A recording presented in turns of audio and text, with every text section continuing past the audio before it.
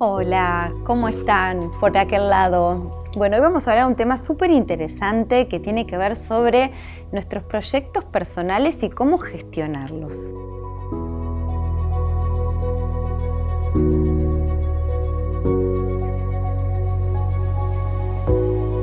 Creo que es un tema súper necesario porque, bueno, muchas veces sentimos, ¿no?, que no hay lugar a veces para esos proyectos personales, especialmente, bueno, si uno pasa el tiempo entre el trabajo, la familia o el estudio, ¿no? ¿Cómo puedo a veces tener algún tipo de estrategia que me permita tener algunos proyectos personales más allá sin descuidar, ¿no?, estas otras áreas?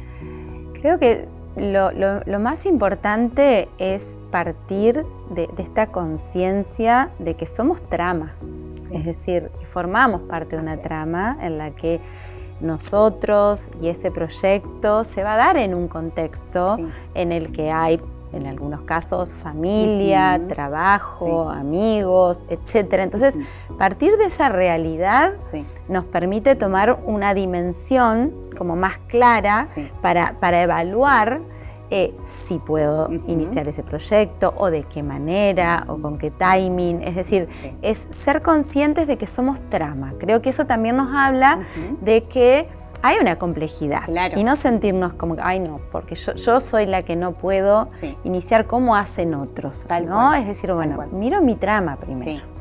Creo que eso y es en base importante. a eso planifico, porque los proyectos personales son necesarios. Tal cual. ¿no? Porque si no es como que vivimos para otros. Tal cual. Así es.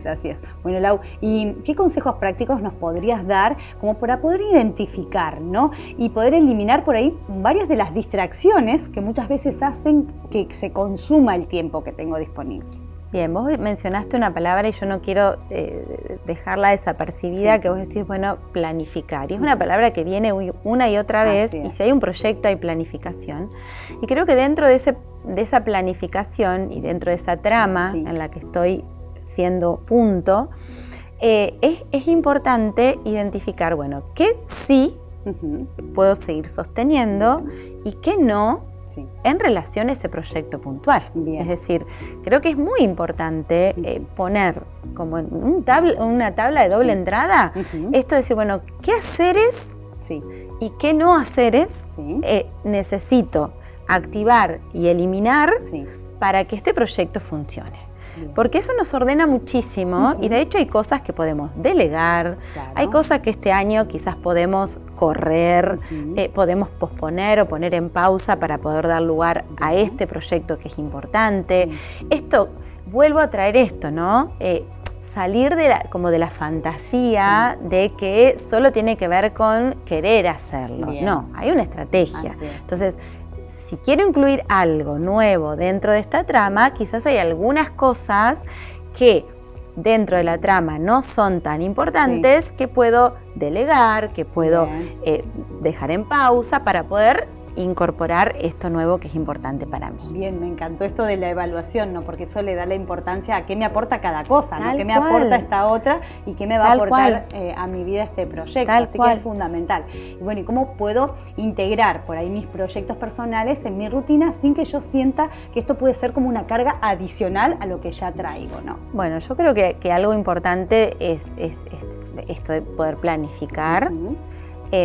Manteniendo un foco claro en ese monitoreo de mi proyecto y también en el registro personal de cómo voy transitando ese proyecto en el contexto de esta trama, porque tengo que ir haciendo un zoom in en el foco de mi proyecto, pero también un zoom out de qué va pasando conmigo y con el resto y en esa interacción para de alguna manera poder ir encontrando como la sintonía, ese timing, ese espacio que me permita avanzar en dirección al logro de eso que quiero y que forma parte de ese proyecto, pero en equilibrio, en armonía, como con fluidez, con el resto de esas cosas que decidí que sí iban a estar.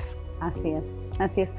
Hay un término que creo que se escucha muchísimo hoy, hablamos mucho de agotamiento mental, ¿no? Y bueno, cuando pensamos en incluir cosas en nuestra vida es lo primero que por ahí se dispara o nos dispara una alerta. ¿Qué tipo de consejos podrías darnos para precisamente poder evitar este agotamiento mental? Bueno, en algún segmento vamos a hablar sobre el autocuidado. Sí. Yo creo que este poder pausar y en el registro poder ir identificando cómo voy, implica un registrar cómo me siento, qué mensajes me está mandando mi cuerpo, qué respuestas estoy tomando en mis interacciones con personas que son importantes y cómo eso va repercutiendo también en mi nivel de energía. Claro. Entonces creo que ese parar y registrar y hacer ese zoom in y ese zoom out es una clave para decir, bueno, ¿cómo integro el autocuidado, acciones de autocuidado para preservar mi salud en el contexto? Tengo que ir más despacio, tengo que hacer una pausa, tengo que pedir ayuda, es decir, esto de, ¿cómo puedo seguir avanzando, pero atendiendo ese registro que me está marcando que quizás mi salud física o mental, en este caso, se ven en riesgo a partir de este proyecto, ¿no? Es como decir, no es una cuestión de saco el proyecto o no puedo, no, es decir, chequeo, registro y empiezo a gestionar qué necesito para darle lugar a que este proyecto continúe y que mi salud permanezca. Claro. Hay como un llamado urgente a ser más conscientes, ¿no? De todos los procesos y de todas las cosas. Tal cual. Si tuviéramos que coronar por ahí esta charla o resumirlo en una frase, ¿cuál sería? Que a veces es cuestión de tiempo y a veces es cuestión de tempo. ¿Qué ritmo necesito tomar para ir acompasando este proyecto y seguir avanzando, pero en sintonía con mi bienestar? Puedo ir despacito y florecer. Me encanta. Muchas gracias, Lau. Gracias a vos, Lore.